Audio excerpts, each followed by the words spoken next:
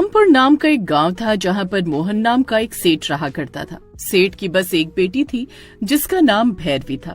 इकलौती बेटी को सेठ किसी महारानी की तरह रखा करता था। उसकी छोटी बड़ी हर ख्वाहिश को पूरा करता था। आज सेठ की बेटी का 18वां जन्मदिन था, इसलिए सेठ बहुत खुश था। मेरी प्यारी भैरवी को जन्मदिन की बहुत बहुत शुभकामना है। ये देखो भैरवी, मैं आज तुम्हारे लिए उपहार में क्या लाया हूँ। पिता के हाथ में उपहार देखकर भैरवी खुश होकर उसे खोलती है। पिताजी, ये तो सोने की पायल है। हाय राम, बड़ी महंगी होगी ये तो।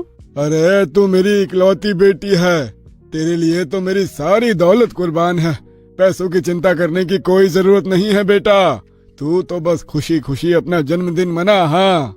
सेठ का अपनी बेटी के लिए प्यार देखकर उसके सगे संबंधियों, खासकर छोटे भाई को बड़ी जलन हुआ करती थी। वो बस किसी तरह भैरवी को अपने रास्ते से हटाकर सेठ की सारी दौलत पर राज करना चाहता था।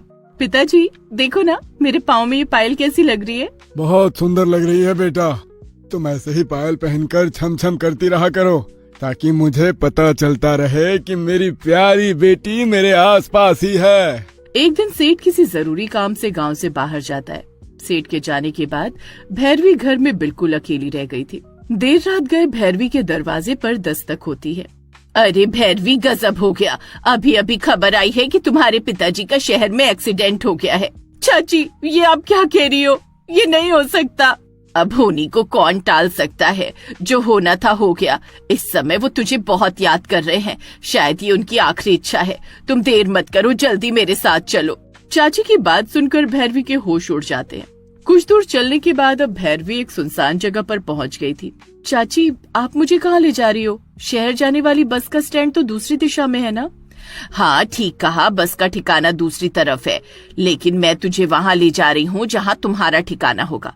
फिक्र मत करो, फिर तुम्हें कोई दुख परेशानी छू नहीं पाएगी। ये कैसी बात कर रही हो आप? मेरे पिताजी कहाँ हैं? भैरवी चाची के इरादे भाप गई थी, इसलिए वो वहाँ से भागने की कोशिश करने लगती है। तभी उसका चाचा आकर उसका मुंह दबाकर उसे सुनसान जगह ले जाता है, जहाँ दोनों चाचा चाची मिलकर भैरवी को मार डालते हैं। लो, हट गया हमारे रास्ते का कांटा। अब इसके बाप को भी जल्दी ही रास्ते से हटाना होगा, तब जाकर ये दौलत हमें मिलेगी। अरे क्या कर रही हो भाग्यवान, ये सोने की पायल तो निकाल लो उसके पैरों से। अब ये मरने के बाद आखिर इस पायल का करेगी भी क्या?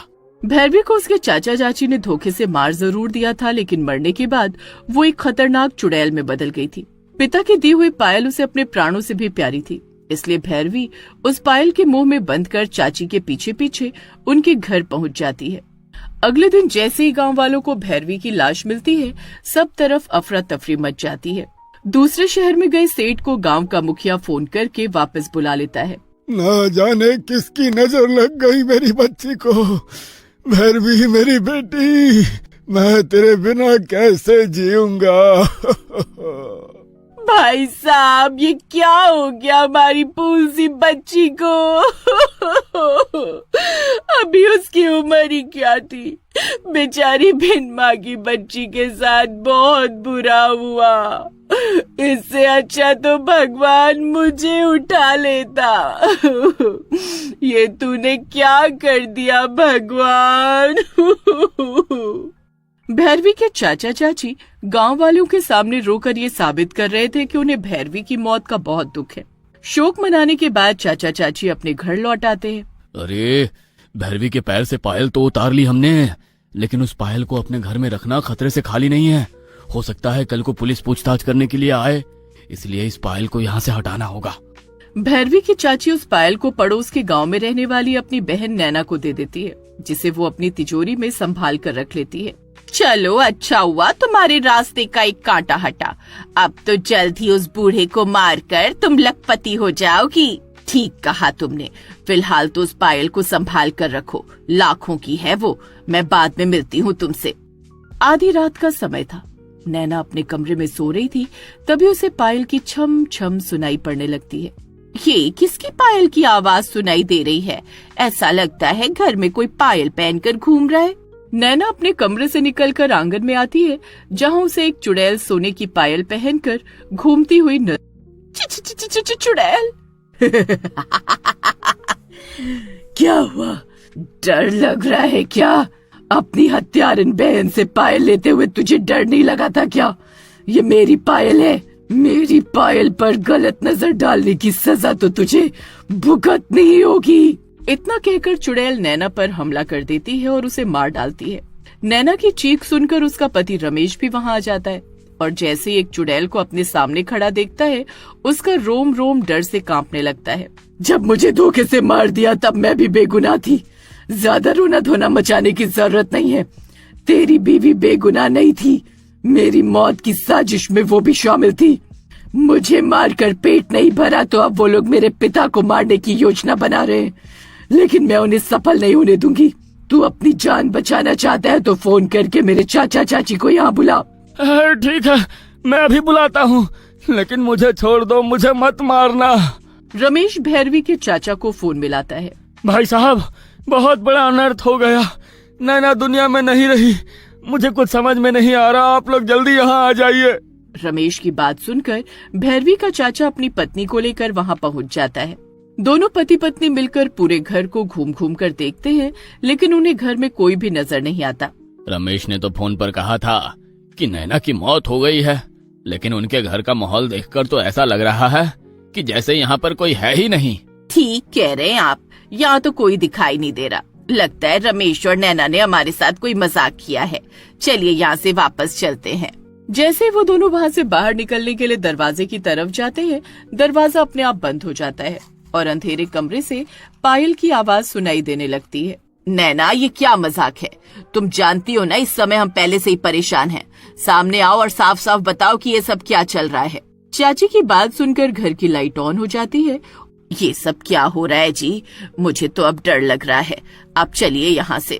चाची की बात सुनकर अचानक वहाँ पर एक डरावनी हंसी की आवाज गूंजती है और तभी कमरे में एक डरावनी चुड़ैल नजर आने लगती है। भाग्यवान, क्या जो मुझे दिखाई दे रहा है तुमको भी वही दिख रहा है क्या? ये अचानक से कमरे में डरावनी औरत कैसे आ गई? मुझे ऐसा लगता है ये कोई चुड़ैल है, वरना इस बंद कमरे में अचानक से कहां से प्रकट हो जाएगी। मेरे पैरों में पहनी हुई ये पायल देखो और याद करो, शायद तुम्हें समझ में आ जाए कि मैं कौन हूँ। अरे सुनते हैं, ये तो उस भैरवी की पायल है जो मैंने नैना को रखने के लिए दी थी। कहीं ऐसा तो नहीं ये भैरवी की ही आत्मा है जो पायल पहनकर यहाँ घूम रही है? बिल्कुल सही पहचाना तुमने, मैं वही भैरवी हूँ जिसे धोखे से मार डाला था तुमने। और शायद अपनी मौत के लिए तो मैं तुम्हें माफ भी कर देती, लेकिन मेरे पिता की मौत की साजिश रचकर तुमने अपनी मौत का कुआं खुद खोदा है।